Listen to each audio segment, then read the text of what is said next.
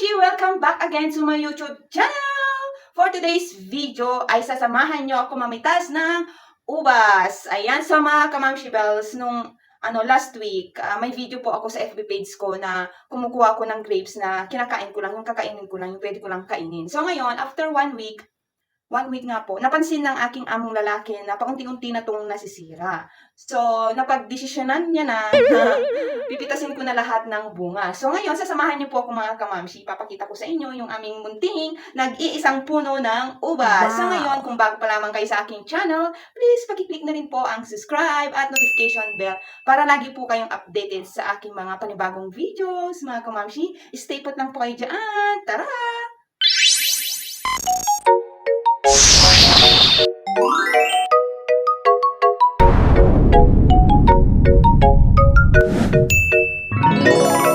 So mga kamamshi, ready na ba kayo? Ayan, ready na ako. Meron na akong cutter dito. Ayan, so meron akong lalagyanan dito. So ito po yung aming nag-iisang munting puno ng grapes. Ayan, ipapakita ko sa inyo yan. Dito lang naman sa tabi ng bahay. Huwag kayong mag-alala.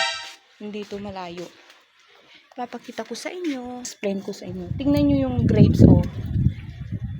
Yung niya, yung mga kalahati niya, sira na siya. Pasira na siya. So, kukunin ko lang yung mga, yung mga hindi sira. Siyempre, kakain ba naman yung mga ako? So, joke lang. Ayan, so, ayan. Umpisahan ko na po ang pagkuha. Ayan. So, ayan. So, ang gagawin ko, kuhanin ko na lang lahat para mamaya isi-separate ko na lang yung sira at saka yung hindi sira. Ayan. So, ito yung cutter ko. Ito, almost sira na siya. Almost talaga English yun ha. O, tingnan nyo. Almost pasira na yung mga iba. O, tingnan nyo, halos walang nang natira. Ayan. So, ito, madami-dami ito. Madami-dami. Kita nyo? Ayan, ay! Yan na madami-dami siya. Tignan nyo.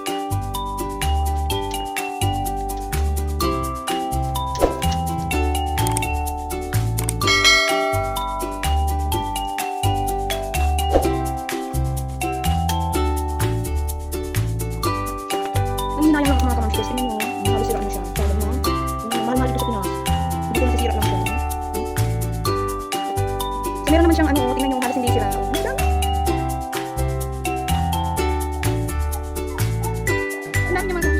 Tingnan nyo, oh, halos walang sira. Oh, ayan lang yung sira, oh, sa bandang dyan. Oh, di ba? Napaka masaya pag may mga naaaning ganito, di ba? Syempre, pinaghihirapan ko tong dinidiligan pagka araw-araw. Dinidiligan ko kasi to. Ang dami, oh. Ang cute. So, excited ako mag-harvest pag ganito lahat ng bunga, di ba? Syempre, sino ba naman may excited pag hindi ganito ang oh? Tingnan nyo, oh. So, meron pa ipapakita ko sa inyo ito. Oh, ito, oh, mga kamamshi bells, halos wala ding sira. Tikman natin yung isa. Punasan ko na lang. Wow! Wala namang mamamatay sa madumi, di ba? Ang tamis niya. Tingnan nyo, oh.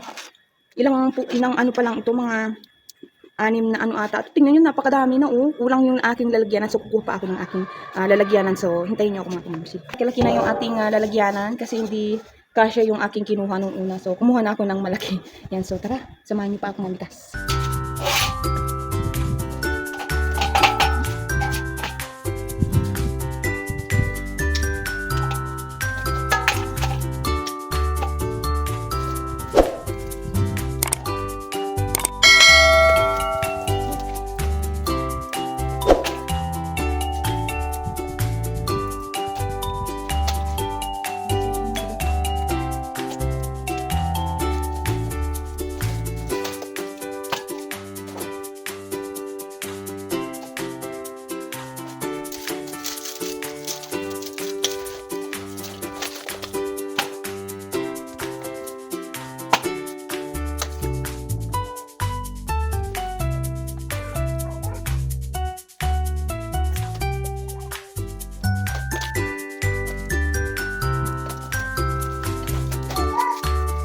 Ayan sa mga kamamshi, halos nakuha ko na po lahat pero meron pong naiwan na yung mga pa-isa-isa na lang, yung mga hindi pa gaano hinog. So mga kamamshi, nanghinayang po ako kasi halos lahat ay sira po.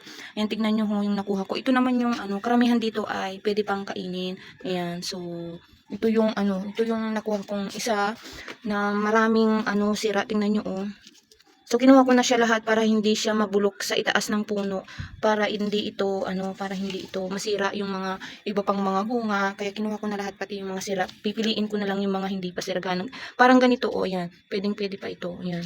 So meron yung mga iba na hindi na po pwedeng kainin syempre. Ayan, so mga kamamshi, pipilian ko na siya para hugasan ko na siya para ma-set aside na natin yung mga ibang yung pwede pang kainin. So,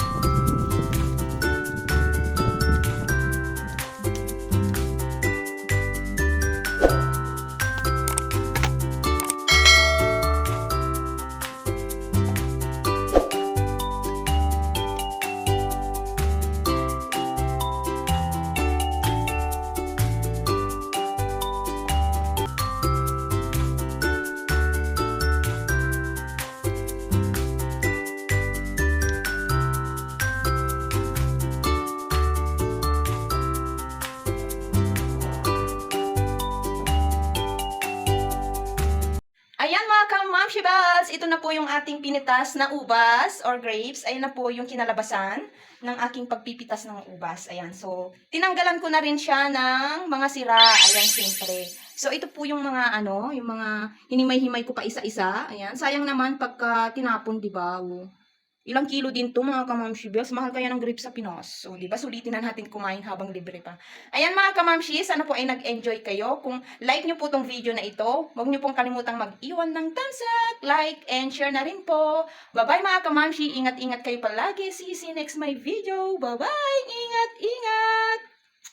Bye-bye.